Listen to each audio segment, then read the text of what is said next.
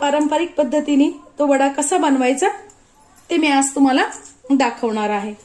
तर बघा, त्यासाठी मी इथे घेतलेली 1 वाटी उडदाची डाळ, त्यानंतर 2 चमचे म्हटलं तरी चालेल किंवा मग पाव वाटी हरभऱ्याची डाळ, पाव वाटी मुगाची डाळ आणि पाव वाटी तांदूळ। इथले 4 तासात कमीत कमी गार पाण्यात छान डाळ आणि आपले हे तांदूळ छान भिजले जातात।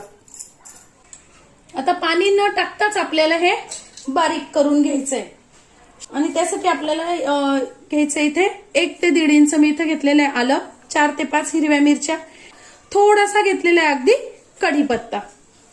आता बघा, हे छान आपल्याला जाडसर असं बारीक करून घ्यायचंय। यात टाकून घ्यायचं आपल्याला 1 ते 1.5 चमचे तीळ, त्यानंतर 1 चमचा घ्यायचा आहे ओवा। ओवा छान हातावरती चोळून घालायचा आहे, म्हणजे मग वडे खाल्ल्यानंतर त्रास होत नाही। पाव चमचा टाकायचा हिंग, हळद अगदी थोडीशी टाकली आहे बघा। त्यानंतर 1 चमचा टाकून घ्यायची धने जिऱ्याची पावडर, वेळेवर आपल्याला टाकून घ्यायचंय। चवीनुसार मीठ, थोडीशी टाकून घेतली कोथिंबीर, 2 चमचे टाकून घ्यायचंय गरम तेल।